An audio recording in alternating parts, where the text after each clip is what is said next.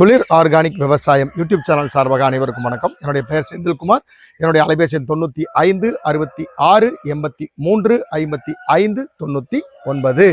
இப்போது ஒரு 4-5 ஆண்டுகளாக நம்ம துளிர் மீனமிலம் தயார் பண்ணி கொடுத்துட்டு இருந்தோம். முழு மீனை நம்ம வாங்கிட்டு அதுக்குன்னு பிரத்யேகமாக நாட்டு சர்க்கரையை தயார் பண்ணி அமினோ ஆசிட் எல்லாம் கலந்து இந்த மீனமிலத்தை தயார் பண்ணி கொடுத்துட்டு இருந்தோம். அந்த துளிர் மீனமிலம் நல்ல வரவேற்பை விவசாயிகள்கிட்ட நம்மளுக்கு பெற்று தந்துச்சு. இன்றைக்கி ஒரு புதிய பொருளை அறிமுகப்படுத்துகிறோம். அது என்ன அப்படின்னா துளிர் முட்டை அமிலம். அதைத்தான் இன்றைக்கி அறிமுகப்படுத்த இருக்கிறோம். இந்த முட்டை அமிலம் நார்மலாகவே மார்க்கெட்டில் இருக்கக்கூடியதான். சந்தையில் எப்படி தயாரிப்பாங்க அப்படின்னா முட்டைகளை உள்ளே போட்டுருவாங்க. அதில் லேபில் அசிட்டிக் ஆசிட்டை வாங்கி உள்ளே கலந்து வச்சாங்க அப்படின்னா அது கால்சியம் அசிட்டேட்டாக மாறிடும். இது சந்தையில் கிடைக்கக்கூடியது தான்.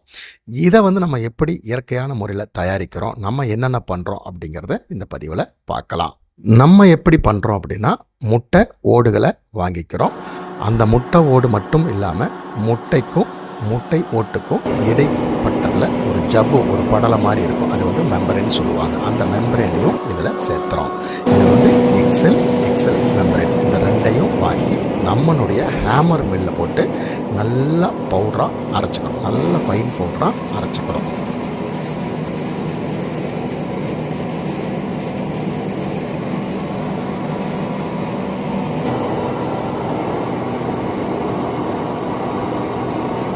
அரைச்சி வச்சதை ஒரு 1000 லிட்டர் தொட்டியில் கொட்டிடுறோம். கொட்டினதுக்கு அப்புறமா ஒரு ப்ராசஸ் பண்ணுறோம். அதில் என்ன அப்படின்னா இன்னும் ஊட்டமேற்றணும் அப்படிங்கிறதுக்காக பயோ என்சைம் தயார் பண்ணுறோம். இந்த பயோ என்சைம் எப்படி தயார் பண்ணுறோம் அப்படின்னா ஒரு 5000 லிட்டர் கொள்ளளவு கொண்ட ஒரு பெரிய டியூப் இருக்கும். அந்த டியூபுக்குள்ளே பப்பாளி பழங்கள், அரிசி கஞ்சி, அப்புறம் தயிர், அப்புறம் இதெல்லாம் கலந்து உள்ளே நசிச்சு அந்த டியூபுக்குள்ளே ஊற்றுறோம். ஒரு 200 லிட்டர் பேரலுக்குள்ளே கொஞ்சம் கொஞ்சமாக போட்டோம் அப்படின்னா அந்த டியூப் வழியாக இறங்கி உள்ளுக்குள்ளே போயிடும். அதுக்கப்புறம் அதில் இருக்கிற மீத்தேன் எல்லாம் வெளியே போக ஆரம்பிக்கும். சின்னதாக ஒரு டப்பாவில் தண்ணி வச்சுருப்போம். அதுக்குள்ளே பொட்லியாக வெளியே போகும். இப்போ சும்மா இருக்குது எம்டியாக.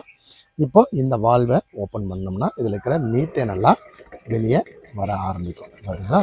இதில் இருக்கிற மீத்தேன் கேஸ் எல்லாம் வெளியே ஒரு 40 நாள் கழித்து பார்த்திங்க அப்படின்னா பயோ என்சைம் கிடைக்கும்.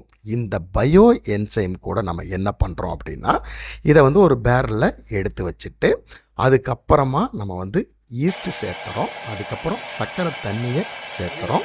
அதுக்கப்புறம் அசட்டோபாக்டரை சேர்த்துறோம். அதுக்கப்புறம் ஆப்பிள் வினிகர் இது கூட சேர்த்தோம். இதை சேர்த்து ஒரு 10 நாளைக்கு நல்லா பிளெண்ட் பண்ணிகிட்டே இருக்கணும். நல்லா ஒரு மோட்டரை போட்டு நல்லா கலக்கிட்டு இருக்கும்போது என்ன ஆகும் அப்படின்னா இதனுடைய pH படிப்படியாக குறைய ஆரம்பிக்கும். படிப்படியாக குறைஞ்சி அசிட்டிக் pHக்கு இது மாறிடும். அப்படி மாறினது ஒன்றே நமக்கு தயாராகிடுச்சுன்னு அர்த்தம். அதுக்கப்புறமா நம்ம என்ன பண்ணுறோம் அப்படின்னா அந்த ட்ரம்முக்குள்ளே நல்லா ஃபைன் பவுடராக அரைச்சி வச்சுருந்த முட்டை ஓட்டையும் முட்டை ஓட்டு ஜவ்வுக்குள்ளேயும் இந்த அசிட்டிக் pH கொண்ட நம்ம வினிகரை இதுக்குள்ளே ஊற்றுறோம். இது நேச்சுரலான ஒரு பொருள். இதில் ரசாயனங்கள் எங்கேயுமே கலக்கப்படலை. இதை ஊற்றும் போது என்ன ஆகும் அப்படின்னா இதுக்குள்ள முட்டை ஓட்டில் என்ன இருக்குது அப்படின்னா கால்சியம் கார்பனேட் இருக்குது. இந்த கால்சியம் கார்பனேட் பயிர் கடிக்கும் போது அது வேலை செய்யாது. அதுக்காக நம்ம இந்த வினிகர் தண்ணியை அதுக்குள்ளே ஊற்றும் போது இந்த அசிட்டிக் ஆசிட் உள்ளுக்குள்ளே வினை புரிஞ்சு கார்பனேட்டை வெளியேற்ற ஆரம்பிக்கும். அது நல்லா பொங்கி பார்த்தீங்கன்னாவே தெரியும், நுரையாட்ட வெளியே தள்ள ஆரம்பிச்சிடும். அதுக்கப்புறம் ஒரு வாரம் கழித்து பார்த்திங்க அப்படின்னா இந்த முட்டை ஓட்டில் இருக்கிற கால்சியமும் நாம் ஊற்றின வினிகரும் ரெண்டாக ஒன்று சேர்ந்து கால்சியம் அசிட்டேட்டாக மாறிக்கும். வெயிலினுடைய தாக்கங்கள் அதிகமாக எல்லா பயிர்களுக்குமே மேல் இருக்கிற ஒரு 2 இலை 3 இலை பார்த்திங்க அப்படின்னா வெள்ளையாக வெளுத்து போயிருக்கும் அல்லது மஞ்சள் அடித்த மாதிரி இருக்குது. இது பாக்கு, மஞ்சள், வாழை எல்லா பயிர்களுமே காணப்படும்.